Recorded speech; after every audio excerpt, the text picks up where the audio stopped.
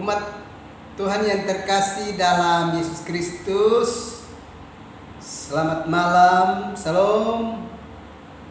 Jumpa lagi pada malam ini 14 September 2022. Dari Pastori 4 Jemaat Koinonia, saya menyapa umat Tuhan. Salam damai sejahtera. Saya mengajak kita, baiklah kita menyatakan syukur kita kepada Tuhan dan mendengarkan kebenaran firman-Nya. Mari kita berdoa. Tuhan Yesus, kami sungguh membutuhkan firman-Mu di dalam hidup kami. Karena itu datanglah dan memberkati kami sekalian. Dalam nama Yesus Kristus kami berdoa. Amin. Umat Tuhan yang terkasih, kita membaca kebenaran firman Allah di dalam Filipi pasalnya yang ketiga, ayatnya yang ke-7. Kerinduan Paulus untuk memperoleh Kristus. Tetapi apa yang dahulu merupakan keuntungan bagiku, sekarang kuanggap rugi karena Kristus. Bapak Ibu, saudara-saudara yang terkasih di dalam Yesus Kristus. Kita semua tentu ingat dengan baik siapa sesungguhnya Rasul Paulus. Dia adalah Saulus yang dikenal begitu sangat kejam, sangat antipati terhadap kehadiran orang-orang Kristen, para pengikut dari Yesus Kristus. Dan tentu kita ingat pada zamannya, manakala orang Kristen mendengar nama yang satu itu, Saulus, mereka tentu begitu penuh dengan rasa takut. Sebab mereka mengenal karakternya dan apa yang akan dia lakukan terhadap kehidupan setiap orang Kristen. Tetapi dalam perjalanan waktu, Allah tidak membiarkan Saulus untuk tetap berada di dalam hari-hari hidupnya yang mendatangkan kegelisahan bagi banyak orang. Tapi Allah harus bekerja dengan keras untuk bisa menolongnya supaya menjadi manusia baru, agar dengan demikian dia menjadi pribadi yang akan Tuhan hadirkan di tengah-tengah kehidupan dunia untuk memajukan pekabaran Injil di tengah-tengah kehidupan dunia ini. Kita ingat di dalam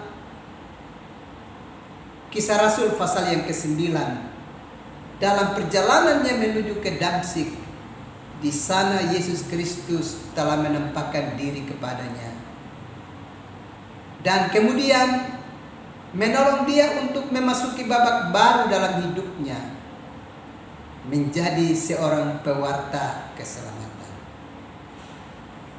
Dan setelah dia mengenal siapa Yesus dan apa karyanya bagi dunia ini, dia merasa bahwa dia sangat malu di hadapan Kristus. Dia justru menyadari bahwa semua yang pernah dia jalani dalam hidupnya, yang dia kerjakan di dalam hidupnya, termasuk usaha untuk membinasakan kehidupan orang Kristen, adalah sebuah gerakan yang tidak menguntungkan dirinya. Bahkan itu amat merugikan dirinya, bahkan bisa membinasakan dirinya di hadapan Tuhan. Itulah sebabnya pada ayat yang ke-7 di dalam bacaan firman Allah tadi, Paulus dengan tegas telah berkata, "Tetapi apa yang dahulu merupakan keuntungan bagiku, sekarang ku anggap rugi karena Kristus." Bagi Rasul Paulus, Yesus Kristus adalah satu-satunya dan menjadi segala-galanya bagi hidupnya. Bagi Rasul Paulus, dia telah menemukan kebenaran itu. Dia telah menemukan Tuhan. Dan karenanya dia mau meninggalkan segala perangai hidupnya yang lama. Dan dia mau memasuki babak baru dalam hidupnya. Dan dia mau berdiri atas nama Tuhan di dunia ini untuk menyebarluaskan kabar baik bagi umat manusia. Bapak, mama, saudara-saudara yang terkasih di dalam Yesus Kristus, yang menarik bagi kita dari kisah kehidupan Rasul Paulus adalah bahwa setelah berjumpa dengan Kristus, maka dia rela untuk meninggalkan semua perangai hidupnya yang lama. Dan dia siap mengikuti apa maunya Kristus bagi hidupnya. Dia tidak lagi hidup bagi dirinya sendiri, menurut kemauan dirinya, tapi dia harus hidup menurut kehendak Kristus di dalam hidupnya. Bapak, mama, saudara-saudara yang terkasih di dalam Yesus Kristus, kalau demikian, apa arti bagian ini bagi kehidupan kita umat percaya masa kini? Kalau sekarang, hari ini kita sudah berkeputusan untuk menjadi pengikut Yesus Kristus, kita sudah harus siap melepaskan semua perangai hidup kita yang lama. Kebiasaan-kebiasaan kita yang buruk segera harus kita tinggalkan. Dan kita harus dengan setia mengikuti apa kata Tuhan bagi hidup kita di dunia ini. Rasul Paulus telah menunjukkan itu. Baginya, jika dia harus hidup di dalam dunia ini, itu berarti dia mesti bekerja memberi buah. Dan ingat, Rasul Paulus menyadari bahwa ternyata setelah dia berjumpa dengan Kristus, Kristus telah mengubahnya menjadi manusia baru. Karena dia sebagai manusia baru, dia mau tinggalkan semua perangai hidupnya yang lama, yang selama ini sangat mengecewakan Tuhan. Dia sekarang mau berjuang untuk menyenangkan hati Tuhan, menyukakan hati Tuhan, dan mempermuliakan nama Tuhan di dalam hari-hari hidupnya.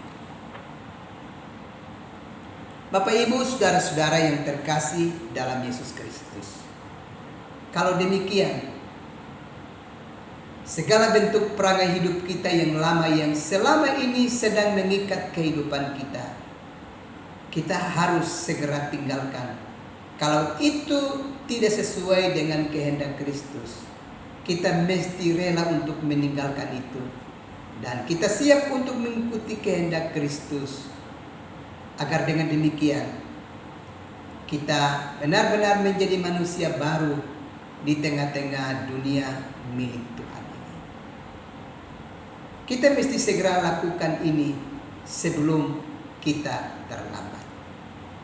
Kita pasti bisa melepaskan praktek-praktek hidup kita yang tidak berkenan kepada Tuhan. Dan kita mau melakukan kebenaran. Sebab roh Tuhan ada di dalam diri kita dan akan senantiasa menuntun kita untuk hidup di dalam kebenaran. Tuhan menolong dan memberkati umat Tuhan sekalian. Amin. Mari kita berdoa.